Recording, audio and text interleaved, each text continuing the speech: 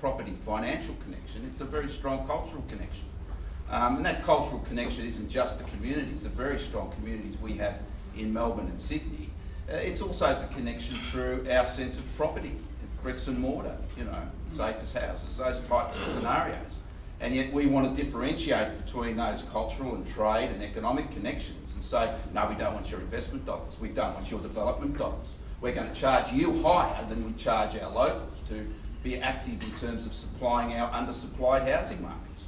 You know, it's just playing to the mob, in my opinion, and you know, it just creates even more undersupply, higher rents and higher prices, and you know, it's a concern. I mean, either we have the capacity for international investment in this country, or we don't.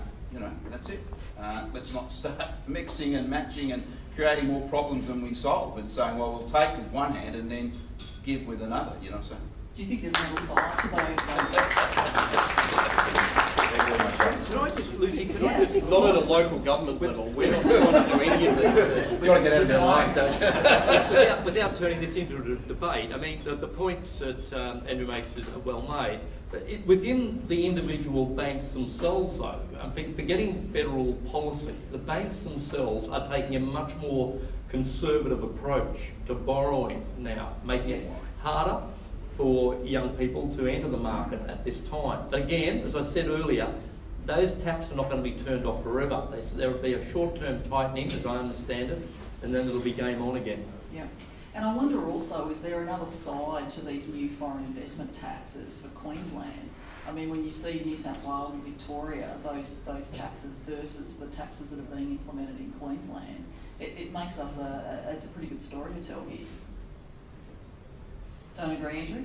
Well, yes. I mean, I'm just, you know, it's confounding, as I said, that no taxes are good taxes. Well, look, the banks are part of the policy too. I mean, weren't we going to have a settlement crisis this year, as well as an undersupply crisis and a bubble crisis and every other crisis you can think of that comes and goes, but prices and rents keep rising. So, you know, it's again a one-size-fits-all policy, and I think restrictions on investment on a domestic versus international basis just, to me, smack of xenophobia at the end of the day. And I think we've grown out of that, haven't we? But if it ends up, you know, having higher rents and prices, it's a negative impact, and on our economy as well. You know, we're certainly not out of the woods in terms of the performance of our economy now. You know, and you know, as I said, I think that, you know, restrictions in terms of the supply of finance are also part of that issue, that we're looking at risks that don't really that don't exist at the moment, and then creating those same type of risks that end up with you know, mismatches between supply and demand. Understand. I think the Lord Mayor and Councillor Caldwell have certainly made it clear that Brisbane and the Gold Coast are open for business, and that foreign investment is welcome here. And one of the things that we've tried to do as well is to actually create incentives. So while Andrew talked about taxes, we've created 3 streams of investment opportunity that weren't there in the marketplace. The first was around hotels, where I removed all infrastructure charges. So then, as I said earlier, it was 17 4- and 5-star hotels in the last 4 years I've opened. And then the next area was around student accommodation to accommodate our 75,000 international students. So we've had a flood now of new beds come into the market specifically designed for students and international students in particular. And then the third one, and this is the newest now, is aged care and retirement living. Some incentives, and again, things that weren't happening. We're now seeing about 19 applications that have been approved in the last 8 months alone in that space, purely through small incentives. Excellent. I think the city's doing some of the same things here. Cameron, is that?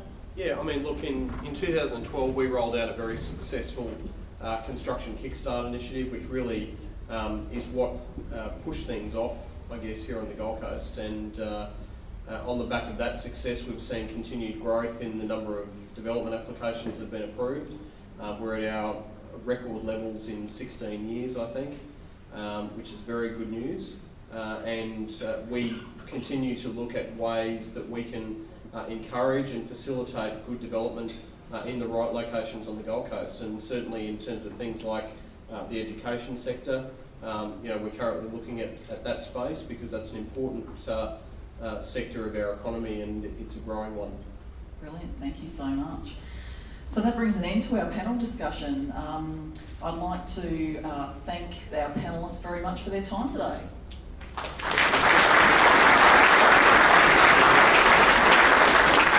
And for the final part of today's proceedings, I'd like to invite Na Yu to the stage.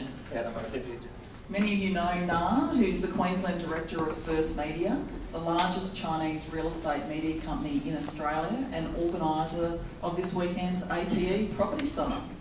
Na will be introducing today's final speaker and concluding the formalities. Thank you very much.